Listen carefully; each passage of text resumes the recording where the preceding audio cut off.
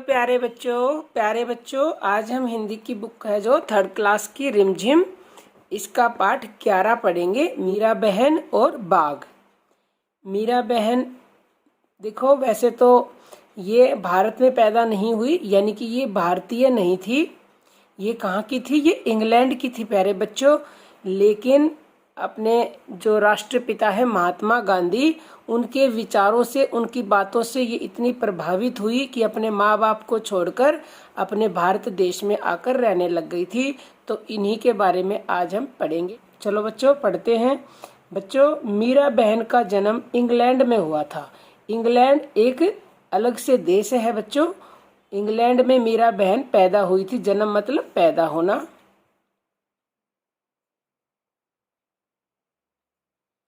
हुआ था। गांधी जी के विचारों का उन पर इतना असर हुआ। विचार मतलब उनकी बातों का इतना असर मतलब होता है बच्चों प्रभाव होना। क्या होता है? प्रभाव होना। किसी की बातों से प्रभावित होते हैं ना, मतलब अच्छी लगती है तो वो बात हमें बहुत ही हमारे दिल को छू जाती हैं।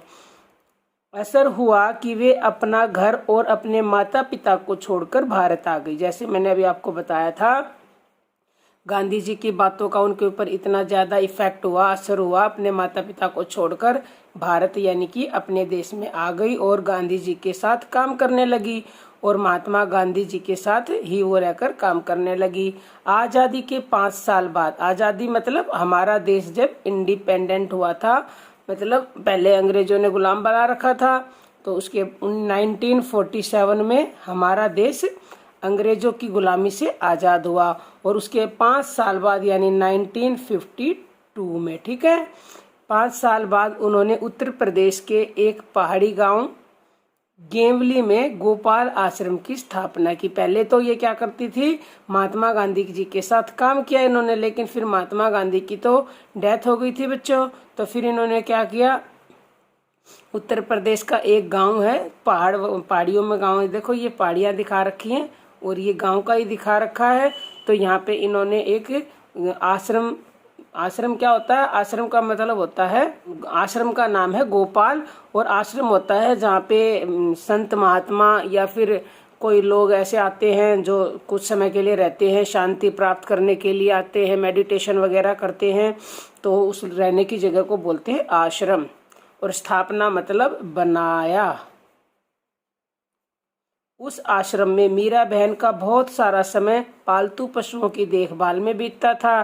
तो जो वो गोपाल आश्रम था उसमें मीरा बहन रहती थी और अपना बहुत सारा समय मतलब ज़्यादातर समय पालतू पशु मतलब जैसे कुत्ता है, बिल्ली है, भेड़ बकरी गाय, जो भी मतलब पालतू जानवर होते हैं उनकी देखभाल करती थी, उनकी मतलब केयर करती थी। उसी में बीतता था, मतलब खर्च करती थी, समय को स्पेंड करती थी। लेकिन गेवली गांव के आसपास के जंगलों में बाघ जैसे खतरनाक जानवर भी रहते थे। प्यारे बच्चों, जो गांव के आसपास जंगल था, उस जंगल में क्या था? खतरनाक मतलब जिससे हमें खतरा हो, जिससे हमें खतरा हो। खतरा मतलब हमारी जैसे जान को खतरा हो, डर लगता हो, जिससे हमें खतरा हो, बोलते हैं खतरनाक जानवर रहते थे उसमें जंगल में। पहाड़ी गांव में अक्सर बाघ का डर बना रहता था। वो जो गांव था पहाड़ी, उसमें अक्सर मतलब ज्यादातर ये डर रहता था कि बाघ आ जाएगा। जंगल कटने के कारण शिकार की तलाश में बाघ कभी कभी गांव तक पहुंच जाता था। प्यारे बच्चों, जंगलों को काट दिया गया। जंगलों को मतलब जंगल में जो पेड़ होते हैं, वृक्ष होते हैं, ट्रीज बोलते हैं जिनको इंग्लिश में, उनको लोगों ने काट दिया। क्यों काट दिया? क्योंकि उन्हें फर्नीचर बनाने के लिए लकड़ी की जरूरत पड़ती है। तो जंगलों को काट के और फिर उससे लकड़ी से फर्नीचर जैसे बेड है, सोफा है, चेयर है, टेबल है, ये सब तैयार की जाती है। तो इसलिए जंगलों को काट दिया। जंगलों को जब काटा तो बाघ अपने शिकार मतलब अपने भोजन की तलाश में गांव में आ गया, गांव में आ जाता था। गेवली गांव में एक बार यही हुआ कि वो भोजन की तलाश में वहां गांव में आ गया। तो एक बाघ ने गांव में घुसकर एक गाय को मार डाला। गांव में आया घुसकर मतलब गांव में आ गया और गाय को मार दिया। सुबह होते ही यह खबर पूरे गांव में फैल गई।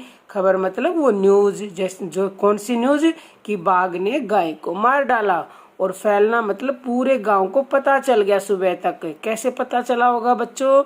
जिस घर में गाय मरी थी उस घर में रोने पीटने लगे, जोर जोर से बोलने लगे। तो सुन सुन के गांव के लोग आते गए और पूरे गांव को पता चल गया। गांव के लोग डरे कि यह बाघ कहीं फिर से आकर दूसरे पालतू जानवरों और किसी आदमी को ही अपना शिकार न बना ले। तो प्यारे बच्चों, ये खबर सुनकर कि बाघ ने गाय को मार दिया तो पूरे गांव वाले लोग बड़े डर गए और उनके मन में ये आया कि कहीं दोबारा से शेर आए और हमारे पालतू जानवरों यानी उनकी भी गाय भैंस बकरियां होती हैं पालतू, कहीं उनको अपना भोजन ना बना ले और हो सकता है किसी आदमी को ही अपना भोजन बना ले। तो प्यारे बच्चों, गांव के लोग गोपाल आश्रम गए और उन लोगों ने मीरा बहन को अपनी चिंता बताई। तो प्यारे बच्चों, जो गोपाल आश्रम में मीरा बहन रहती थी वो वहीं पे था, उसके पास में ही गांव के।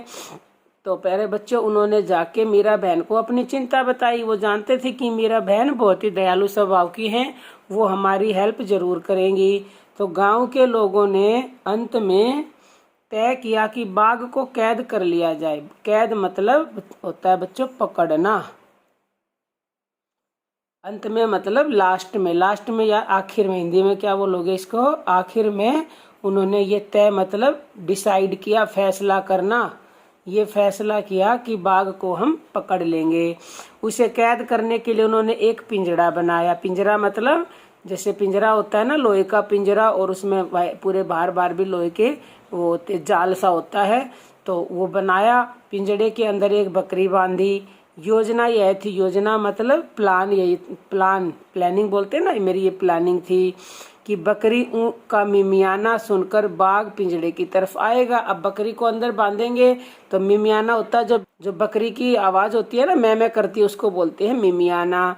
सुनकर बाघ पिंजरे की तरफ आएगा तो पिंजरे का दरवाजा इस प्रकार खुला हुआ बनाया गया था कि बाघ के अंदर घुसते ही वह पिंजरा झटके से बंद हो जाएगा।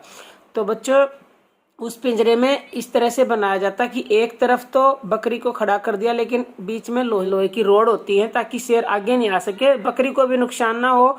लेकिन जब वो दरवाजा खुलता है पिंजरे का, तो जैसे ही शेर अंदर घुसेगा वो पिंजरा हिलेगा तो वो दरवाजा अपने आप बंद हो जाता है और फिर शेर को पकड़ लेते हैं, बकरी भी सेफ रहती है। और झटके का मतलब होता है तुरंत हो जाना, मतलब एक ही सेकंड में, जैसे ही शेर घुसा वैसे ही वो बंद हो जाएगा। शाम होने तक पिंजरे को एक ऐसी जगह पर रख दिया गया जहाँ बाघ अक्सर दिखाई देता था। मतलब जैसे जब शाम होने को आई तो पिंजरे को ऐसी जगह रख दिया, बाघ होता है इंग्लिश में इसको बोलते हैं टाइगर, जहाँ उस टाइगर को अक्सर मतलब ज्यादातर देखा जाता था। यह जगह मीरा बहन के गोपाल आश्रम से ज्यादा दूर नहीं थी, मतलब जहाँ पे पिंजरा रखा गया था वो जगह मीरा बहन के आश्रम से ज्यादा दूर नहीं थी। रात बीती मतलब रात चली गई। सुबह की रोशनी होते ही लोग पिंजरा देखने निकल पड़े। सुबह की रोशनी मतलब जैसे ही सूरज निकला, धूप आई तो उजाला हो गया, तो लोग सभी पिंजरा देखने गए। उन्होंने दूर से देखा कि पिंजरे का दरवाजा बंद है, तो उन्होंने दूर से देखा पिंजरे का दरवाजा बंद हो, तो वो मन ही मन बहुत खुश हुए। तो वे ये सोचकर खुश हो गए कि बाघ जरूर पिंजरे में फंस गया होगा, कि दरवाजा बंद है तो बाघ भी निश्चित ही पिंजरे के अंदर फंस गया होगा। लेकिन जब वे पिंजरे के पास पहुंचे तो बच्चों क्या देखते हैं, पिंजरे में बाघ नहीं था। तो बच्चों जैसे ही वो उसके पास गए तो उन्होंने देखा दरवाजा तो बंद है परंतु बाघ पिंजरे में नहीं था। ये सब देखकर लोग क्या हुए, लोग बड़े ही चकित थे। चकित होना मतलब हैरान होना, सरप्राइज होना। बाघ के अंदर गए बिना पिंजरा बंद कैसे हो गया? उन्होंने सोचा कि बाघ भी अंदर नहीं गया और पिंजरा भी बंद हो गया, ये कैसे पॉसिबल हुआ। लोग मीरा बहन के पास पहुंचे। अब उन्होंने सोचा मीरा बहन का आश्रम पास में ही है, हो सकता है उन्होंने रात को खिड़की से देख लिया हो, जैसे आवाज आई हो, भी बकरी की आवाज आई हो और बाघ की आवाज आई हो, तो उन्होंने देखा होगा। तो लोगों ने सोचा गोपाल आश्रम पास में ही था, इसलिए शायद मीरा बहन को मालूम होगा। मालूम मतलब पता होगा, पता हो कि रात में क्या हुआ। पूछने पर मीरा बहन ने पता है क्या कहा, देखो भाई, मुझे नींद नहीं आ रही थी। मैं सोचती रही कि आखिर बाघ को धोखा देकर हम क्यों फंसाए, इसलिए मैं गई और पिंजड़े का दरवाजा बंद कराई। तो बच्चों, मीरा बहन ने कहा कि मुझे नींद नहीं आ रही थी, मैं परेशान थी कि हम धोखे से बाघ को फंसा रहे हैं। मतलब अपने धोखे से, मतलब हम अपने फायदे के लिए, कि हमारे जानवरों को और शिकार ना बनाए, हम अपने लाभ के लिए उसको धोखे से फंसा रहे हैं। ये मुझे अच्छा नहीं लगा, इसलिए मैं गई और मैंने पिंजरे का दरवाजा बंद कराई। तो प्यारे बच्चों, मीरा बहन पिंजरे का दरवाजा क्यों बंद कराई? क्योंकि वो गांधी जी की बातों से प्रभावित थी और गांधी जी बहुत दयालु थे। वो कहते थे किसी भी प्रकार की कोई भी हिंसा नहीं करनी चाहिए। मतलब हिंसा मतलब कोई भी लड़ाई झगड़ा नहीं करना चाहिए और किसी भी प्राणी को, जीव को, पशु को कोई भी हानि नहीं पहुंचानी चाहिए। तो मीरा बहन का ये सोचना था कि जंगल ही अगर ना काटे जाएंगे, जंगल कटे तभी तो वो गांव में आया। तो अगर पेड़ों को नहीं काटा जाएगा, उनके घर के साथ कोई छेड़छाड़ नहीं की जाएगी, तो बाघ गांव में नहीं आएगा, वो अपने घर में ही रहेगा। तो ये सीख देना चाहती थी कि हम उनके घरों के साथ छेड़छाड़ नहीं करेंगे, यानी पेड़ों को नहीं काटेंगे, तो वो हमें भी परेशान करने नहीं आएंगे, हमें भी कोई नुकसान नहीं पहुंचाएंगे। तो प्यारे जो नए वीडियो में मिलते हैं चैप्टर 12 के साथ, तब तक के लिए आप अपना ध्यान रखिएगा और घर पे रह के अच्छे से पढ़ाई कीजिएगा। बाय बाय बच्चों।